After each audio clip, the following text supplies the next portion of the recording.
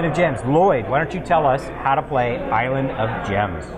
Okay, so in Island of Gems, you are going to be placing gems on the board to try and gain victory points and cards that will also gain you victory points.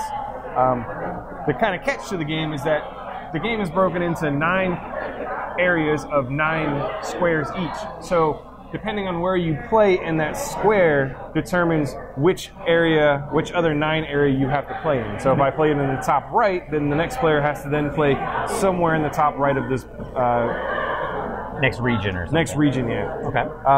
So you gain victory points by points that are directly on the tile. You can complete patterns, so the board has different patterns. Majority in an area also gains victory points. And then whoever has the most of different numbers, so the 4s, the 3s, they also get more victory points for that.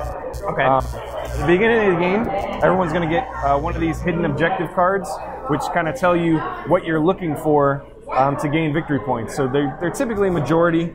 If you gain a majority in an area, to get more of those cards, you place in the middle of the board, which doesn't get you points, but it does get you the option to shop down here in the market where you get more victory points. So you have cards that give you regionaries, and then you have the little scuba diver. So the scuba diver is kind of powerful because you can either go 3 points up on the point track, or you can move one of your previously placed gems 1 adjacent square.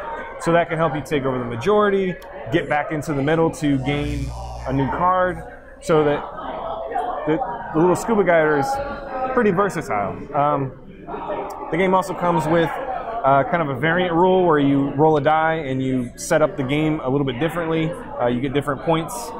And then you also have modular board tiles that you can use to kind of relay out the board. So it changes the strategy a little bit from game to game. So you can kind of randomly place the board. So it's not, oh, I always want to go this route. That's essentially the gem. Island of Gems. Island of Gems. What I was going to say is I forgot is you play until one player, all players are out of gems. Okay. So that's the cutoff for. And depending on how many players, you start with a different amount of gems, I believe, correct? Yeah. Okay. Awesome. What would you say, Lloyd, is your favorite thing about Island of Gems? I really like the scuba diver card. I know you probably wanted to say the scuba diver card because everyone likes the scuba diver card, but I like the versatility that he gives you and being able to, move around the board after gems have already been placed. So maybe you didn't get that exact spot that you wanted, but scuba diver, hey, guess what? I got into that spot I wanted to play that you forced me out of. Yeah. I would have to say my favorite thing about the game is just the different the different types of replayability that you can add from those tiles and from rolling the dice and using the island objectives. So the game is not static. There's a lot of variability as to how the board is set up for future replayability. But if you had to pick one thing that you didn't like about the game, what would that be?